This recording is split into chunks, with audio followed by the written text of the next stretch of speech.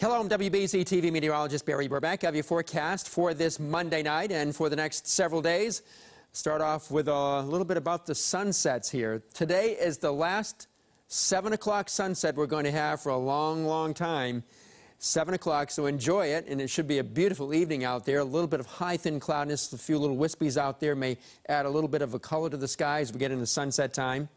We go to our 6 o'clock sunset on October 16th, and then we go to November 5th, and that's when the standard time returns, and therefore, of course, we lose an hour. We fall back an hour, so that means the sunset on November 5th will be 4:32.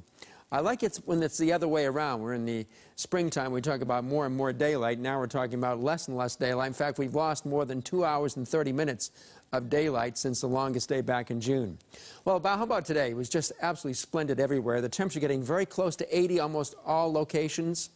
Very nice breeze out there, very slight, lots of sunshine. It'll cool off again tonight, so it's going to be very comfortable for sleeping later tonight, down to 62 in Boston.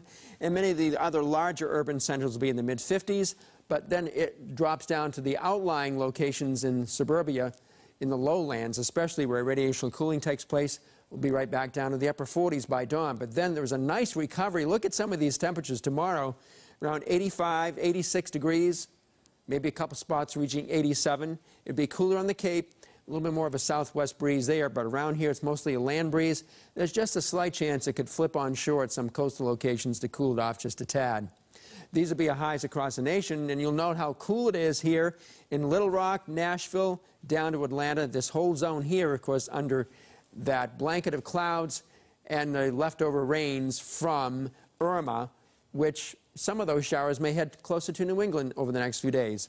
So Irma now is a tropical storm. We have Jose out there, but let's talk about the nice high-pressure center up here in the northeast, which will continue to control our weather for a few more days before some of this rain finally makes it up our way. So going through the night, just a few of that high, thin, wispy clouds in the southern sky, and some of it right over us will thin out. And then tomorrow we'll see maybe a few of those filaments or streamers of high clouds. Otherwise, there's plenty of sunshine. None of those puffy clouds, which we had so many days, which produced a few scattered afternoon showers. By the time we get to Wednesday afternoon, more in the way of cloudiness showing up during Wednesday. I don't think there'll be any rain, but then on Thursday, it looks like a few of these showers may cross into the area, and it's just the remnants of Irma, which will move northeastward. And for the most part, the concentrated rain area will be in Pennsylvania, and then that'll be here on Friday, giving us the showers then. So Irma now is located up here in Georgia, western and southwestern Georgia, continuing to pivot west and northwestward.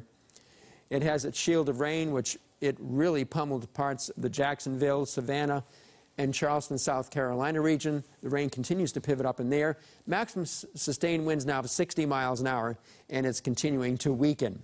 Meantime, we're watching Jose, so we'll be keeping our eyes focused on Jose way out here in the Atlantic. Here is Bermuda up in here, and here's the Turks and Caicos down here. Here's Florida here, Bahamas.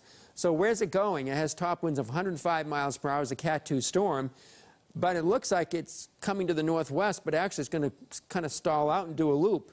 It's going to loop around. Then the question is, after it finishes its looping, what's it going to do? Hit the Bahamas, hit the East Coast, come up to New England? Just is still uncertain right now how the steering currents are going to be set up at that point to pretty much escort in any particular direction. So we don't know if what's going to happen next week, but I do know tomorrow will be beautiful. Wednesday will be almost as nice, but more cloudiness showing up in the afternoon. And then it gets humid here. Thursday, Friday, and Saturday will be muggy days. Highs on Thursday, 84. Just a slight chance of a couple of scattered afternoon showers. And we definitely will have showers on Friday from Irma. Just showers, hardly any wind at all, and maybe a couple of widely scattered showers this weekend with temperatures in the low middle 70s inland and upper 60s at the coast. You can watch WBZ News tonight at 5, 6, and 11 o'clock, also at 8 o'clock on my TV 38 for the latest news and weather updates. Have a nice night.